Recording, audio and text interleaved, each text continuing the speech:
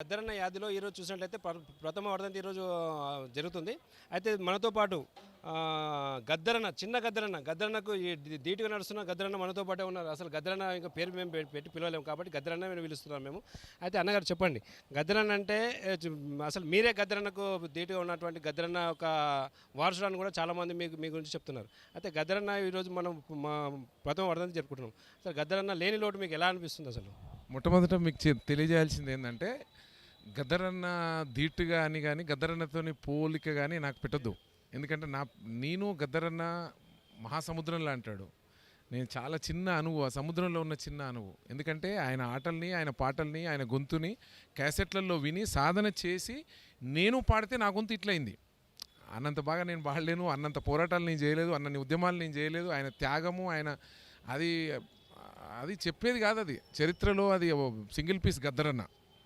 అర్థమైందా? సరే, నా నల్గొండ ప్రజల నుంచి అని ఆ రోజు ఈ మధ్య తెలంగాణ ప్రజలందరూ నన్ను నల్గొండ గద్దర అంటున్నందుకు సంతోషంగా అనిపిస్తుంది. కానీ ఆయన త్యాగాలు, ఆయన పోరాటాలు, ఆయన ఉద్యమాలు ఆయనలాగా నేను ఒక్కరోజు కూడా బతకలేను. నాకు చాలా ఒక్కొక్కసారి భయం అనిపిస్తుంది అంత పెద్ద ఆయన పేరు నన్ను అంటున్నప్పుడు. సరే, ఏది ఏమైనప్పటికీ గద్దరన్న పాటల్ని, గద్దరన్న బతుకున్నప్పుడు కూడా ఆయన పాటల్ని నాతో పాడియడం కూడా చాలా సంతోషంగా అనిపించింది.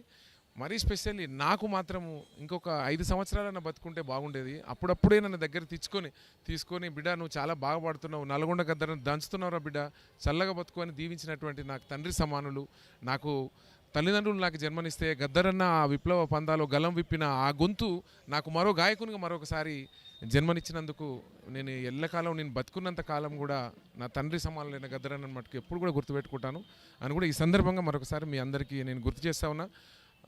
మొట్టమొదటిగా ప్రథమ వర్ధంతికి వచ్చినటువంటి గద్దరన్న ప్రథమ వర్ధంతికి వచ్చినటువంటి కవులు, కళాకారులు, గాయకులు, తెలంగాణలో ఉండబడినటువంటి ముఖ్యులు, ఈ రాష్ట్ర ప్రభుత్వం తరఫున మంత్రులు, ఎమ్మెల్యేస్ కూడా అందరూ వచ్చారు. వారందరికీ కూడా గద్దరన్న కార్యక్రమం ఇంత గొప్పగా జరుపుకుంటున్నందుకు మరొకసారి థ్యాంక్స్ తెలియజేస్తున్నాను.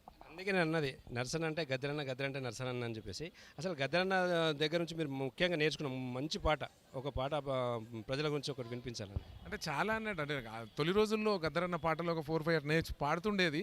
అది అందరూ పాడుతున్నారు పాటలు తెలంగాణలో, నేను ఒక్కరినేం పాడతలేను. ఇక్కడ తెలంగాణలో ఎత్తిన ప్రతి గొంతు కూడా గద్దరన్న శిష్యులే, గద్దరన్న నుంచి పుట్టినటువంటి బిడ్డలే ఈ గొంతులు. స్పెషల్లీ ఏం రాలే అసలు. గద్దరన్న లాంటి వాళ్ళు, సుద్దాల అశోక్ తేజ, బండి యాదగిరి, ఆయన తొలితరము కమ్యూనిస్టులతోని సాయుధ పోరాట తొలితరము కవులు గాయకులను ఆదర్శంగా తీసుకొని గద్దరన్న రావడం. ఆ తర్వాత గద్దరన్న తర్వాత చాలా గ్యాప్ వచ్చి ఒక 20 years తర్వాత వచ్చిన నాలాంటి గాయకులు, పుష్ప లాంటి వాళ్ళు, ఇంకా చాలామంది, వేలాది మంది, సోమన్న లాంటి వాళ్ళు, చాలామంది ఒక పేరు చెప్పి ఒక పేరు చెప్పలేనని కాదు, కానీ వేలాది మంది కవులు, గాయకులను సృష్టించినటువంటి ఒక పెద్ద కార్ఖానా గద్దరన్న.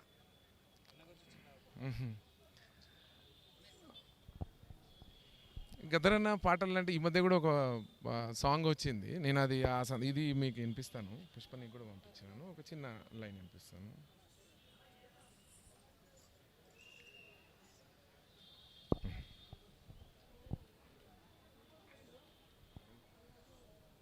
కారం చేడు యుద్ధ వీరుల ముద్దాడి, బలిసిన దొరగాళ్లను నీ పాటతో వేటాడి, ఏహే ఇంద్రవెల్లి కొండల్లో దండోరై మోగి, పేదల రక్తం తాగిన కొడుకుల చెండాడి, తూపురానులో మోదుగు వనమై పూసినవో, పచ్చని అడివమ్మ ఒడిల పొద్దై పొడిసినవో, తూరుపు కొండల్ల ఎర్ర జెండను ఎత్తినవో, హో ప్రజాయుద్ధ నౌక గద్దరన్న వందనం, మా బుద్ధ నౌక గద్దరన్న నీకు లాల్ సలాం. ఆహో ప్రజాయుద్ధ నౌక గద్దరన్న వందనం, బుద్ధ నౌక గద్దరన్న నీకు లాల్ సలాం. ఓహో పటేలు పట్వారీలా గరిసెలు నింపిన పేదల నెత్తురు తాగిన మూకల గుడిసెల్లో గుండెల్లో పిడుగువై, నెత్తురు తాగిన మొగల గుండెల్లో పిడుగు, ఏహే దొరయేందిరో వాని పీకుడేందిరో అంటూ మట్టి బిడ్డలను తట్టి లేపిన జన గర్జనై, మట్టి బిడ్డలను పినజన గర్జనై, బిక్కు బిక్కుమంటూ బతికే కూలి బిడ్డలాగలమై, డొక్కలెండిన రైతు కంచంలో మెతుకులై, ఎన్ను పూసలో తూటను మోసిన మా ప్రజా గొంతు,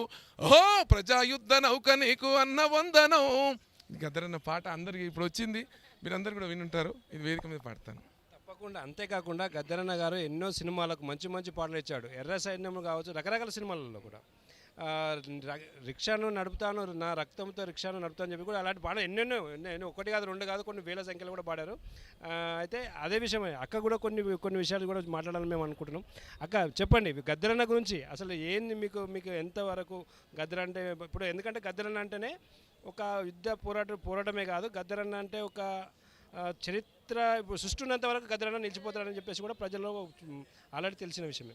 అసలు గద్దరన్న గురించి మీరు ఏం చెప్పదలుచుకున్నారు అసలు? గద్దరన్న పాటలు వింటూ పెరిగిన వాళ్ళము, ఆయన నడవడిక చూస్తూ నాట్యాన్ని నేర్చుకున్న వాళ్ళము, గజ్జల దగ్గర నుంచి మొదలు పెడితే గొంగడ దాకా ఆయన వారసత్వంగా పెరిగిన వాళ్ళం మేము.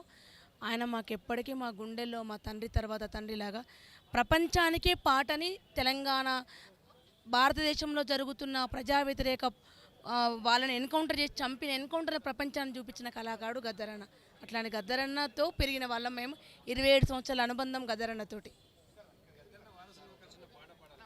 గద్దరన్న విప్లవోద్యమంలో తన భర్త పోతే భార్య ఎంత హింసపడుతుందో పాడిన పాట.